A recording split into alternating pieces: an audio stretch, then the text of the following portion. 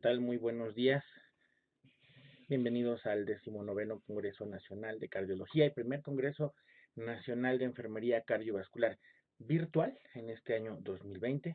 Les saluda Eric Hernández y vamos a platicar con ustedes de intervención de enfermería en el monitoreo hemodinámico no invasivo en pacientes con COVID-19 en hospitalización, esperando que este tema sea de su agrado. Su servidor declaró no tener ningún conflicto de intereses. A manera de introducción, sabemos que el paciente crítico se encuentra a menudo en un ambiente clínico fisiológico cambiante y el paciente con COVID-19 no es la excepción, además de que es una enfermedad que causa alteraciones no solamente respiratorias, sino a nivel general en diferentes aparatos y sistemas, lo cual, bueno, hemodinámicamente podremos también verlo reflejado. La selección e interpretación de los parámetros a monitorizar son de utilidad solamente cuando van asociados a un razonamiento clínico, a una adecuada toma de decisiones. Esto es a través del pensamiento crítico y la implementación de las 5 etapas del proceso enfermero que ya todos conocemos: valoración, diagnóstico, planeación, ejecución y evaluación. Muy importante además retomar que nosotros valoramos y evaluamos a las personas, no a los monitores, y eso es un aspecto que debe de ser súper importante a tomar en cuenta. Cuando hablamos de monitoreo hemodinámico, generalmente pensamos en aparatos electromédicos de alta tecnología, generalmente incluso a través de medios invasivos, insertando un catéter en alguna vena, en alguna arteria, lo cual nos va a permitir realizar la medición de ciertos parámetros como el gasto cardíaco, las resistencias vasculares, las presiones invasivas, etcétera. Y sin embargo, estos equipos y esta tecnología habitualmente los encontramos más bien en áreas especializadas como una terapia intensiva o un área crítica como un área de quirófanos, etcétera, o terapias posquirúrgicas. En el caso de pacientes en hospitalización, en áreas de urgencias, en un triage respiratorio, generalmente no contamos con todos estos recursos tecnológicos. Sin embargo, siempre tenemos al personal del equipo multidisciplinario que debe de contar con todas las competencias y conocimientos de cómo hacer una adecuada valoración y evaluación continua de estos pacientes, aun si no tenemos esta tecnología. Entonces analicemos la monitorización hemodinámica. Etimológicamente, pues sabemos que proviene acerca de los vocablos hemo, que hace referencia a la sangre, dinamia o dinámica, que hace referencia al movimiento, y bueno, pues de manera muy concreta estamos valorando al aparato circulatorio y su vinculación muy estrecha con el aparato respiratorio. Sabemos que a través del órgano principal, que es el corazón, y los pulmones y los vasos sanguíneos, bueno, pues se hace un transporte de oxígeno y nutrientes, y entonces valorar hemodinámicamente a los pacientes nos permite ver cómo está la ventilación y sobre todo y muy particularmente la perfusión, es decir, la entrega de ese oxígeno y nutrientes a los diferentes tejidos. Es pues una valoración cardiorrespiratoria. En el caso de enfermería, que normalmente tenemos algún referente teórico para poder nosotros realizar nuestras valoraciones, bueno, si estamos valorando a través de los 11 patrones funcionales de salud de Marjorie Gordon, la valoración hemodinámica está valorando el patrón funcional número 4 de actividad de ejercicio. Si estamos haciendo referencia a la teoría del modelo de Virginia Henderson y sus 14 necesidades, estamos valorando la necesidad número 1 de oxigenación, que además es prioritaria y vital. Y finalmente, si estamos tomando como valoración a Dorothea Orem y su teoría o sus teorías del autocuidado, pues es el requisito universal número 1 de aporte suficiente de aire. Al valorar hemodinámicamente a los pacientes, estamos valorando esto en ellos. Entonces, el monitoreo hemodinámico es el registro de las mediciones rápidas, frecuentes y repetidas de las variables o indicadores fisiológicos.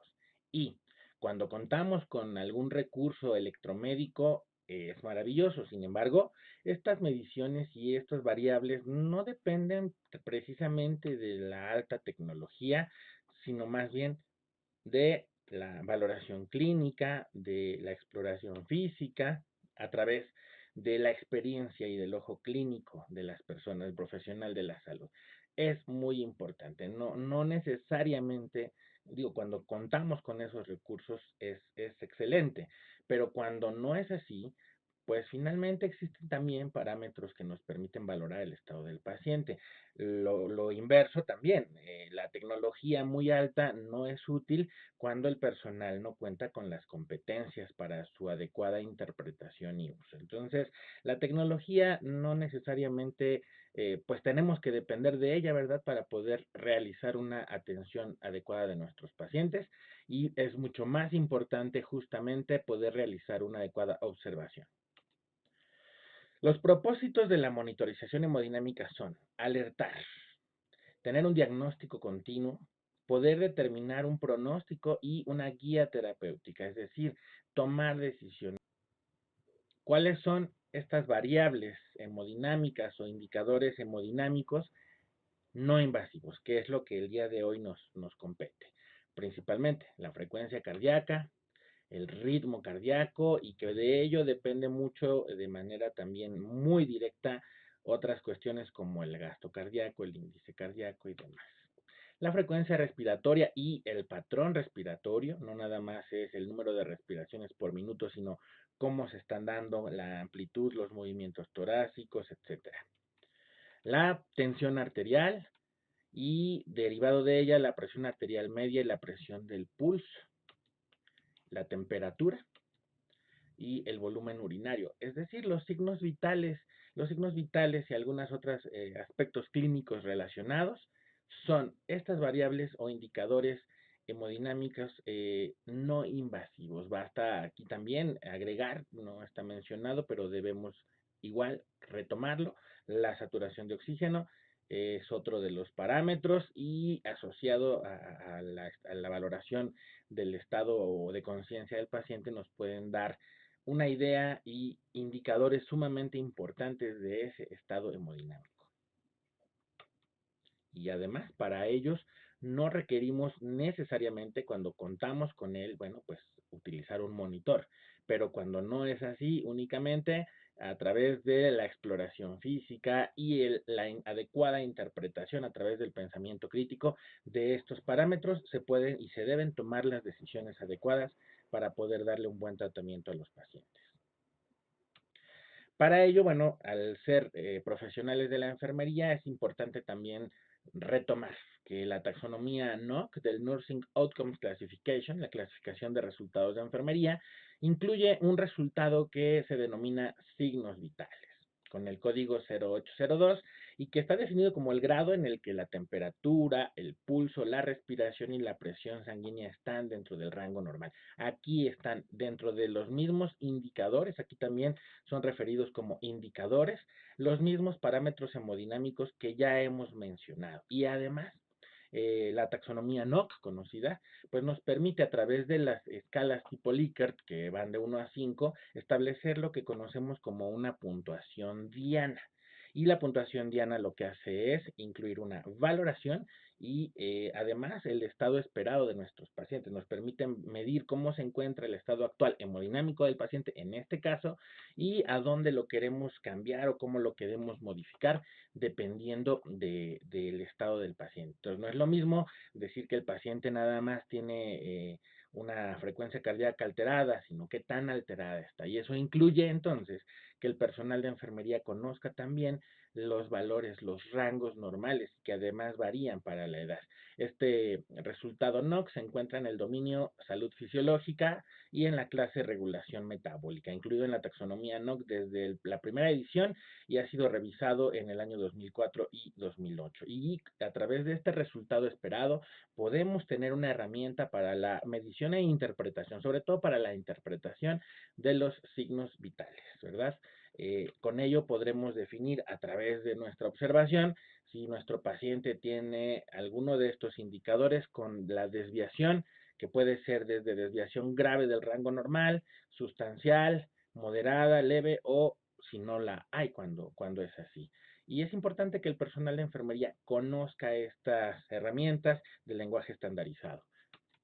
Además, existen muchos otros resultados también en la taxonomía NOC, como este que se denomina estado cardiopulmonar, en el código 0414, que se define como la adecuación del volumen sanguíneo o expulsado de los ventrículos e intercambio alveolar de dióxido de carbono y oxígeno. Vaya, este está mucho más especificado para la valoración hemodinámica. Y quiero destacar que los indicadores, que son prácticamente los mismos que ya se mencionaron, más otros muy importantes, también la gran mayoría incluyen la observación clínica, la exploración física, no necesariamente el uso de monitores electromédicos de alta tecnología. Las escalas siguen siendo de la misma manera, escalas Likert de 1 a 5, pero vean los indicadores: presión arterial, sistólica y diastólica, pulsos periféricos, frecuencia cardíaca apical, ritmo cardíaco, frecuencia respiratoria, ritmo respiratorio, profundidad de la inspiración, expulsión de aire, eliminación urinaria, índice cardíaco, que este sí es invasivo, saturación de oxígeno, salida de esputo de la vía aérea. La gran mayoría son parámetros hemodinámicos no invasivos. O sea, a través de la exploración física, a través del examen clínico, el profesional de la salud puede medirlos y además interpretarlos a través de la escala Likert. ¿Qué tan desviados estarán del rango normal? Por supuesto, debemos conocer también entonces los parámetros normales. Y hay más. En este mismo resultado tenemos otro listado con otra escala que va de grave a ninguno: intolerancia a la actividad, deterioro cognitivo, palidez, cianosis, rubor, distensión de las venas del cuello, retracción torácica, respiración con los labios fruncidos, edema periférico, edema pulmonar, disnea en reposo o de pequeños esfuerzos, fatiga, inquietud, somnolencia, aumento de peso, pérdida de peso y diaforesis. Todos ellos son parámetros hemodinámicos que no requieren del uso de tecnología electromédica, valga, solamente a través de la valoración clínica del profesional de la salud se pueden medir y se pueden interpretar. En este caso, pues la escala Likert va 1 grave, 2 sustancial, 3 moderado, 4 leve y 5 ninguno. Y entonces, bueno, quiero destacar aquí, además, justamente es a lo que los algoritmos de la ACLS, los más recientes, que fueron 2015, aunque en este año 2020 ya se están también publicando las actualizaciones justamente para adecuarse al contexto de este año, que ha incluido la cuestión de la pandemia. Y bueno, aquí tenemos dos ejemplos: el algoritmo de bradicardias o de bradiarritmias en el adulto y el de taquicardias o taquiarritmias en el adulto. En ambos casos, lo que piden es evaluar la frecuencia cardíaca de primera instancia, si está dentro o fuera del rango normal, y mantener una vía aérea permeable, apoyar la ventilación o administrar oxígeno si es necesario, y bueno, tener un monitor cardíaco, incluso un electrocardiograma de 12 derivaciones. En ambos casos, el inicio es muy similar. Y la pregunta clave en ambos casos también es si el paciente se encuentra hemodinámicamente estable o inestable, es decir, responder si el paciente presenta hipotensión, estado mental alterado, signos de shock, molestia torácica isquémica, dolor torácico o insuficiencia cardíaca aguda. Vean que no incluye cuestiones invasivas necesariamente, y esto, bueno, en el caso de estos dos algoritmos de ACLS para bradiarritmias y taquiarritmias. La pregunta es esa: ¿está hemodinámicamente estable o inestable? A través de estas preguntas. Y o el algoritmo de paro cardiorrespiratorio, que también tiene aquí una pregunta clave: cuando el paciente está aparentemente inestable o con una alteración muy importante, para identificar si tiene un paro cardiorrespiratorio. Dice: comprobar si la víctima no respira o solo jadea o boquea, y comprobar el pulso al mismo tiempo. Y la pregunta es: ¿se detecta pulso con certeza al cabo de 10 segundos? Y dependiendo de ello, bueno, hay diferentes protocolos para seguir: si el paciente sí respira, o si hay pulso pero no respira normal, o bien no tiene pulso y no hay respiración. En estos casos son dos parámetros hemodinámicos, el pulso y la respiración, los que se toman en cuenta para dar un inicio de la RCP básica, y eventualmente para ir a la RCP avanzada tampoco requerimos de grandes parámetros invasivos. Solamente en ese caso, cuando ya se cuente con un monitor, bueno, pues el analizar el ritmo cardíaco, ¿verdad? Entonces, vean que estos son parámetros hemodinámicos no invasivos y que solamente requieren la observación clínica y, por supuesto, la gran experiencia y competencias del profesional de la salud. Entonces, bueno, pues los signos vitales, decíamos, ¿no? Es importante que el personal de enfermería conozca los parámetros normales. La respiración, que la literatura puede tener variantes de 15 a 20, desde 12 hasta a 20 respiraciones por minuto. Cuando está más disminuido, pues entonces es una bradipnea. Cuando el paciente tiene más acelerada la respiración de esto, tiene una taquipnea. Pero además habrá que valorar las características de esa respiración, porque dependiendo también podría tener dificultad respiratoria, etcétera. La frecuencia cardíaca, cuando es menor a 60 latidos por minuto, se considera una bradicardia. Cuando es mayor a 90, incluso hasta 100 en latidos por minuto, en alguna literatura se considera normal en el adulto, y bueno, pues ya sea que tiene una bradicardia o una taquicardia si está muy acelerado. La oximetría de pulso, que los valores normales deben de estar por arriba del 94, arriba o igual al 94%, y que nos permite medir justamente la concentración de oxígeno en la sangre. La presión arterial, que son dos cifras, sistólica y diastólica, y que estas utilizan sí la auscultación a través de los sonidos del pulso en la arteria braquial, pues es que vamos a identificar en milímetros de mercurio, en promedio 120 o menos de 120, pero sin llegar a disminuir más allá de 100 milímetros de mercurio la presión sistólica, y la diastólica 80 milímetros de mercurio o menos en las guías actuales. Y bueno, pues es importante porque sobre todo la presión arterial y la frecuencia cardíaca son de los primeros parámetros que observamos para ver el estado hemodinámico del paciente, sin restarle importancia a todos los demás, incluso a la temperatura.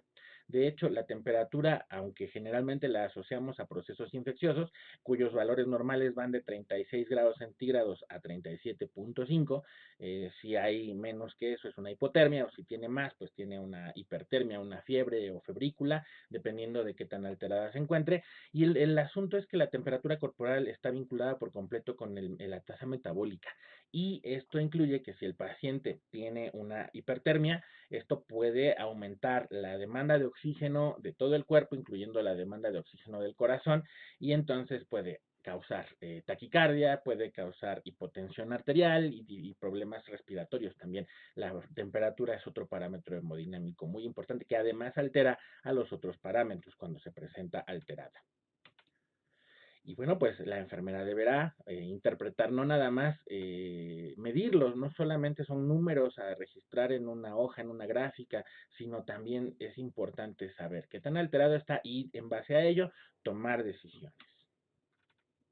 La presión arterial, sabemos que media, pues es la presión de perfusión media creada por la presión arterial durante el ciclo cardíaco, entendiendo a la presión arterial como la fuerza que ejerce la sangre en las paredes de los vasos sanguíneos, en el caso de las arterias.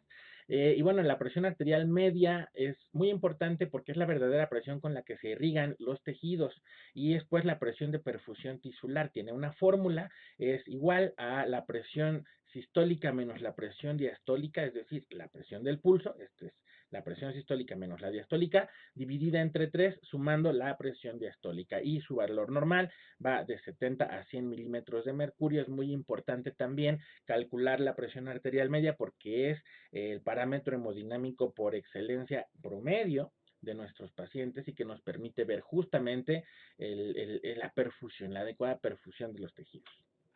El gasto urinario es otro de los parámetros muy importantes y se define como la cantidad de orina en centímetros cúbicos producida por kilogramo de peso en una persona en una hora.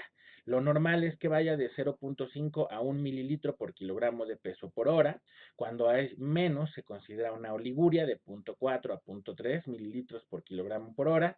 Ya se considera anuria si tiene 0.2 o menos. Y también hay esto en el caso de que esté disminuida.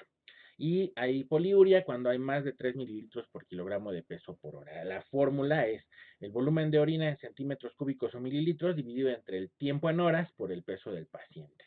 y bueno, pues es también un indicador sumamente importante, puesto que hay una vinculación muy estrecha entre la función cardíaca y entre la perfusión renal, y entonces por eso es que el gasto urinario también es importante medirlo. El personal de enfermería suele y debe de registrar a través de un balance de líquidos cómo se encuentra este gasto urinario. Y entonces, bueno, pues hay que auscultar los sonidos cardíacos, auscultar los campos pulmonares a través del estetoscopio, valorar qué patrón respiratorio tiene el paciente, si tiene una eupnea o es normal la respiración, una taquipnea o bradipnea, si está acelerado o disminuido, la presencia de apnea o ausencia de respiración y los diferentes patrones respiratorios en donde la amplitud de los movimientos torácicos y la velocidad de la respiración nos puede dar una idea. Hay patrones como Cheyne-Stokes, Biot, apneústicos, etcétera, y la coloración de la piel, particularmente de las extremidades, que pueden presentar cuando el paciente tiene disminución en la perfusión tisular o un estado hemodinámico comprometido, pues puede haber cianosis, puede haber palidez, y es muy importante que el personal de enfermería valore todo ello, que nos está dando un indicador precisamente de cómo se encuentra el paciente, ¿no? Si presenta dolor, además a nivel torácico, es un dato de alarma indiscutiblemente. En lo cardiovascular, bueno, pues el personal de enfermería debe de saber identificar cuál es el trazo electrocardiográfico normal, ¿verdad? El electrocardiograma debe de contar con una onda P, un complejo QRS que generalmente debe de ser angosto o estrecho, una onda T, que coincide con la repolarización de los ventrículos y que además la frecuencia cardíaca, ya dijimos, debe de estar entre los 60 a 100 latidos por minuto. Cuando encontramos complejos QRS anchos y que además suele tener alguna aceleración, pues esto ya es algo anormal. Entonces, también si el personal de enfermería conoce el ritmo sinusal, que es el ritmo cardíaco normal, pues esto nos puede dar bastante idea del estado hemodinámico del paciente. Cuando se cuenta también con otros recursos, aunque no suelen ser utilizados para el monitoreo continuo, pero pues el ecocardiograma es otro recurso no invasivo que nos permite medir también ciertas variables fisiológicas más avanzadas. Y bueno, pues el personal de enfermería, sobre todo a través del trazo del electrocardiograma, que ese sí lo tenemos hasta en los monitores de un carro de paro, pues podemos identificar si además el paciente no tiene un ritmo sinusal o bien tiene cambios en el segmento ST cuando hay ya un problema de isquemia, ¿verdad? En el caso que tampoco se usa para valoración hemodinámica continua, pero son estudios de gabinete como el ecocardiograma, también los rayos X de tórax, pues nos permiten ver justamente el tamaño, la posición del corazón y por supuesto cómo se encuentran los campos pulmonares o si hay algunos infiltrados importantes en el caso de pacientes con neumonía, lo cual pudiera verse reflejado clínicamente también en el estado respiratorio. Cuando vamos a monitorizar a nuestros pacientes electrocardiográficamente, si contamos con un monitor, la derivación que siempre recomendamos utilizar es la derivación D2, ya que es la que nos da una imagen más amplia sobre el corazón. Los gases arteriales, generalmente el paciente con COVID-19 tendrá, puede tener como complicación una acidosis respiratoria, ¿verdad? Donde está elevado el CO2, disminuido el pH, aumentado el bicarbonato, el exceso de base puede estar aumentado. Y también, no nada más la gasometría arterial, sino la gasometría venosa. No olvidemos que el paciente con COVID-19 tiene una definición operacional y esta definición operacional se refiere a si el paciente presenta cualquiera de estos síntomas: tos, fiebre, disnea, que es un dato de gravedad, o cefalea acompañado de síntomas menores como mialgias, artralgias, odinofagias, escalofríos, dolor torácico, rinorrea, anosmia, disgeusia y conjuntivitis. Aquí tenemos algunos datos, sobre todo el de la disnea, el de la fiebre, que van vinculados a los parámetros hemodinámicos que ya mencionamos, y no menos importante, la presencia de dolor torácico que nos podría reflejar un problema respiratorio o cardíaco. Entonces, bueno, pues en tiempos de COVID es importante, ¿verdad?, valorar estos signos vitales. Puede tener el paciente una temperatura con desviación sustancial del rango normal, por ejemplo, aquí en la imagen, una frecuencia cardíaca acelerada, en el caso de 130 podría ser una desviación moderada, pero podría estar más alterada. La presión arterial, estos pacientes tienden a tener también alteraciones en la presión arterial y bueno, pues hay que medir qué tan alteradas se encuentran. Este solo es un ejemplo. La frecuencia respiratoria en 29, que es una desviación ya grave del rango normal y si además presenta disnea, bueno, pues es un dato de gravedad. Y la saturación de oxígeno 85%, tiene una desviación sustancial del rango normal, a veces tienen incluso menos, y bueno, pues hay que valorar e interpretar estos signos vitales para también darle una adecuada atención al paciente, incluyendo el dolor, que es también hoy en día considerado el quinto signo vital. En el caso del dolor, mialgias, artralgias o dolor torácico, que insisto, habrá que hacer un diagnóstico diferencial del mismo para ver si el origen es pulmonar o cardíaco. En base a los parámetros hemodinámicos, los pacientes podrán tener los diferentes diagnósticos de enfermería como patrón respiratorio ineficaz, deterioro de la ventilación espontánea, limpieza ineficaz de la vía aérea, riesgo de aspiración, protección ineficaz, deterioro del intercambio gaseoso. En lo cardiovascular, riesgo de shock, disminución del gasto cardíaco, fatiga, intolerancia a la actividad, hipertermia y dolor agudo. Son algunos de los diagnósticos de enfermería que puede presentar este paciente cuando tiene alteraciones hemodinámicas. Y bueno, pues como problemas interdependientes está el síndrome de insuficiencia respiratoria aguda y a través de este artículo que me encantó sobre notas del manejo hemodinámico durante la guardia COVID, mencionan que el paciente COVID tiene 4 momentos críticos a nivel hemodinámico.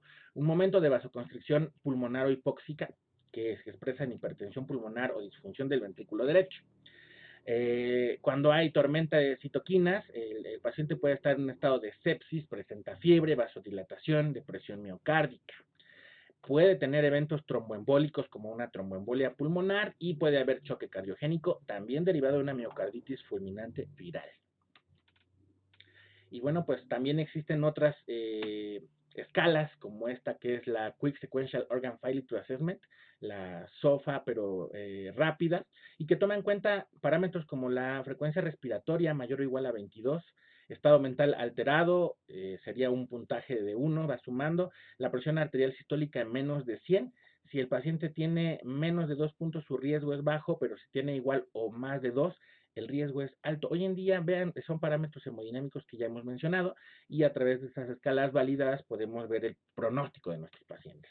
Existe la versión un poco más extendida o completa del SOFA, en donde se maneja la relación entre la presión de oxígeno y la FiO2, la coagulación a través de las plaquetas, la función del hígado a través de las bilirrubinas, la hipotensión que mide el aspecto cardiovascular, la escala de Glasgow a través para valorar el sistema nervioso y la función renal a través de la creatinina o la uresis. Y bueno, pues el SOFA es para medir si el paciente tiene un porcentaje de mortalidad superior, dice aquí, al 49%, cuando en las primeras 48 horas el paciente la tiene alterada, y si son mayores a 15 puntos, la mortalidad es mayor del 90%. Esto es para medir el pronóstico de los pacientes. Los criterios clínicos para sospechar de hipoperfusión: escala de piel marmórea mayor a 2, llenado capilar mayor a 4 segundos en las rodillas o mayor a 2.5 segundos en el dedo índice, eventos de hipotermia menos de 36 grados, el índice de choque, que es igual a la frecuencia cardíaca entre la presión arterial sistólica, si este es mayor a 1 ya es un parámetro de riesgo, y la frecuencia cardíaca menos de 60 más que tenga presión arterial sistólica menor a 90, cualquiera de estos datos clínicos nos hacen sospechar de una hipoperfusión. Son parámetros hemodinámicos no invasivos. Y bueno, pues es bien sabido que el COVID-19 puede presentar hipertensión y la enfermedad cardiovascular. Son muy frecuentes en los pacientes que tienen la peor evolución por COVID, son comorbilidades que son factores de mal pronóstico. La COVID-19 puede producir un daño y disfunción miocárdica. De hecho, la elevación de troponina y las anormalidades electrocardiográficas son hallazgos frecuentes en estos pacientes y se han reportado miocarditis, síndrome de Takotsubo o bloqueo auriculoventricular en relación a pacientes con COVID-19. Entonces, es muy importante saber que esta enfermedad puede provocar alteraciones cardiovasculares. Termino con esto: ni toda la tecnología ni toda la ciencia pueden ayudar tanto a alguien como a otro ser humano que le abra su corazón. Una frase de Elizabeth Kubler-Ross. Y bueno, pues con esto terminamos esta plática, esperando que haya sido de su agrado y procurando apegarnos al tiempo. Vamos a finalizarla. Que tengan un excelente día, disfruten de este congreso. Hasta pronto.